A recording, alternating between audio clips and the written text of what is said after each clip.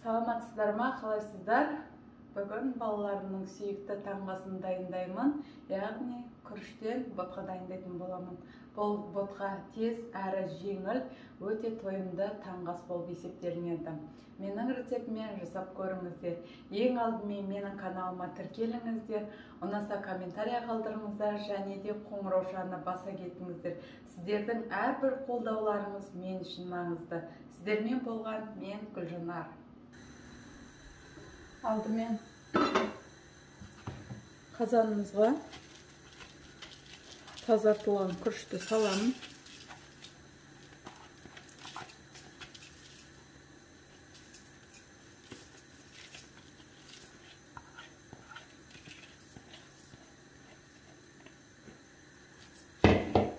Күрішті салдым. Енді үстіне күрішті асырып су құямын. Татымына қарай тұз қосамын. Енді жақсылап су тартылғанша қайнатамын. Су қайнағаннан кейін баяу отта күріштің піскенін күтемін.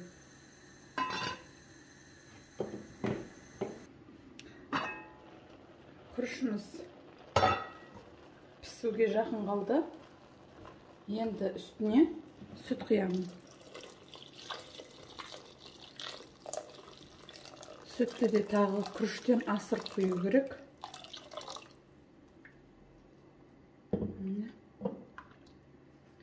Енді үстіне шекер саламын.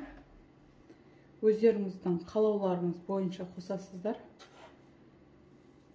Мен пока 3 қасық қосып көремін. Егер тәттілігі аздау болса, тағы да қосып жіберемін. Енді тағы да оттың астын көтеріп, қайнатып, жақсылап қайнап піскеннен кейін өте баяу отта тағы да бұқтырып қоямын. Сол кезде мына күрішіміз қоюланып, сүті қоюланып, әдемі каша шығады. Жайлап сүт қайнап жатыр. Енді оттың астын баяулатамын.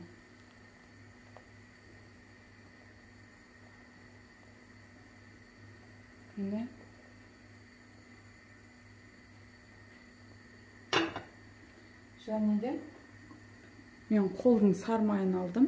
Осыны оттан ертіп аламын жақсылап. Қып-қызыл болғанша ертемін. Кашаны осы аралықта жақсылап араластырып тұрыңыздар, өйткені жабысып қалуы мүмкін. Сондықтан арасында ашып қозғап тұрсаңыздар болады осылай. Күріш толық пісіп, аздап езілу керек, сонда каша өте дәмді болып шығады. Қажет болса үстіне аздап сүт қоссаңыздар болады.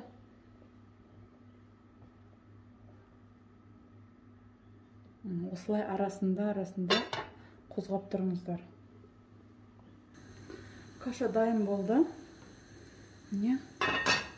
Ең алдымен кашаны салмастан бұрын жаңа ертілген сармайымызды осындай ыдысқа құйып аламын.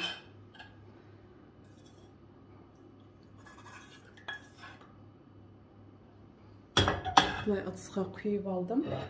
Енді тарелканың ортасына осылай қойып кашаны салып шығамын.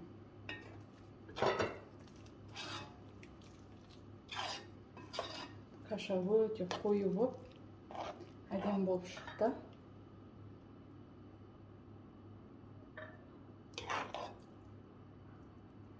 Сіздер кашаны әр адамға жекеден берсеңіздер де болады, немесе осылай ортаға салсаңыздар да жақсы болады. Мен ортаға салып жатырмын, үлкен тарелкеге. Әркім өзіне қажетті кашасын құйып алып жейді.